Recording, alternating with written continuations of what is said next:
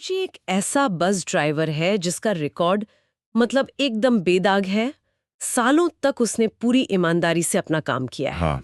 और फिर अचानक एक दिन एक रूटीन मेडिकल चेकअप होता है और पता चलता है कि उसे कलर ब्लाइंडनेस हो गई है और बस उसी पल उसे नौकरी से जबरदस्ती रिटायर कर दिया जाता है। ये सच में बहुत परेशान करने वाली स्थिति है। कोई भी इस बात से खुद को जोड़कर देख सकता है कि कैसे एक नई बीमारी मतलब अचानक से आपकी पूरी जिंदगी बदल सकती है। बिल्कुल। आज के इस गहन चर्चा में हम इसी कहानी के जरिए 2025 के सुप्रीम कोर्ट के एक बहुत ही ऐतिहासिक केस पर बात कर रहे हैं। CH जोसेफ बनाम TSRTC।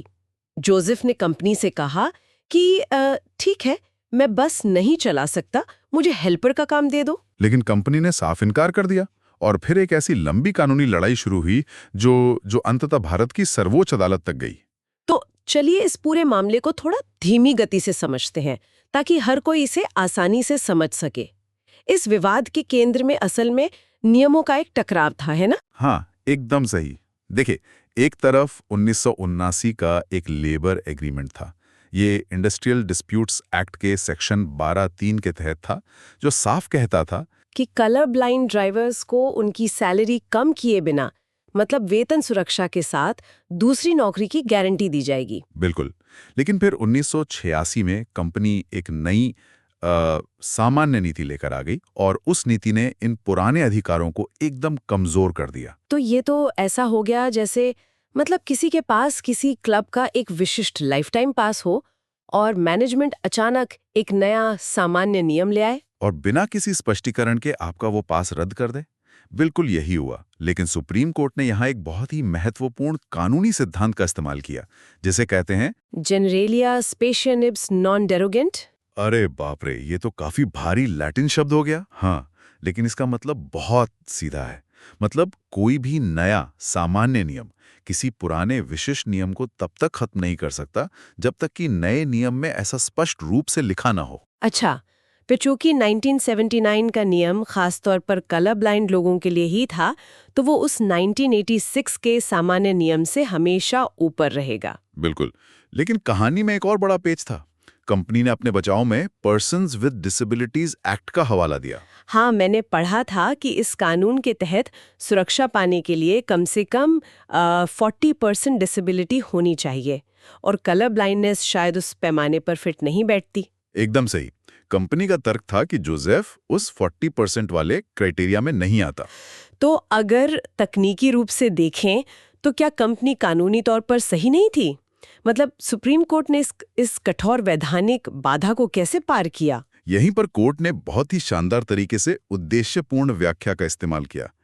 कोर्ट ने इन तकनीकी बाधाओं को किनारे रख दिया और सीधे हमारे संवैधानिक मूल्यों का सहारा लिया। मतलब उन्होंने सीधे संविधान के अनुच्छेदों का उपयोग किया। आर्टिकल 14 और 21 यानी समानता और आजीविका के अधिकार का उपयोग किया। कोर्ट ने रीजनेबल अकोमोडेशन या कहें उचित समायोजन को सिर्फ एक नियम नहीं बल्कि एक संवैधानिक अनिवार्यता बना दिया। अरे वाह!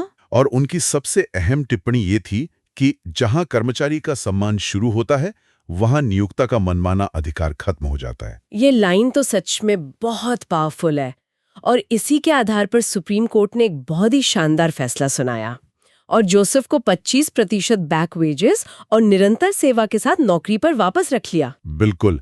और ये केस हम सभी के लिए बहुत बड़ी सीख लेकर आता है, खासतौर पर आम जनता और कर्मचारियों के लिए। हाँ, कि नौकरी के दौरान अगर कोई बीमारी हो जाए तो इसका मतलब ये कतई नहीं है कि आपको ऑटोमेटिकली नौकरी से निकाल दिया जाएगा। सही कहा। हमेशा वैकल्पिक ड्यूटी के लिए लिखित में अनुरोध करें और उसके सबूत अपने पास जरूर रखें। और जो हमारे श्रोताओं में कानूनी पेशे से जुड़े लोग हैं, उनके लिए तो ये जजमेंट एक तरह से मास्टर क्लास है। हाँ, कि जब कठोर कानूनी परिभाषाएं काम ना आए तो कर्मचारियों के अधिकारों को सीधे संवैधानिक गारंटी से कैसे जोड़ा जाए, और ये भी कि विशिष्ट लेबर एग्रीमेंट हमेशा सामान्य नीतियों से ऊपर होते हैं। बिल्कुल। लेकिन इस चर्चा को खत्म करने से पहले मेरे दिमाग में एक विचार आ रहा है जो मैं श्रोताओं के लिए छोड़ना चाहती हूँ। बताइए, क्या विचार है? देखिए, इस फैसले ने मेडिकल स्थितियों के लिए तो न्याय सुनिश्चित कर दिया, लेकिन भविष्य में जब नई तकनीकें जैसे कि AI कर्मचारियों के वर्तमान कौशल को रातों रात पुराना या अनफिट कर देंगी। ये तो बहुत ही प्रासंगिक सवाल है ना? तो क्या तब भी यही रीजनेबल अकोमोडेशन का सिद्धांत उन्हें कंपनियों द्वारा बाहर निकाले जाने से बचा पाएगा? ये सच में सोचने वाली बात है।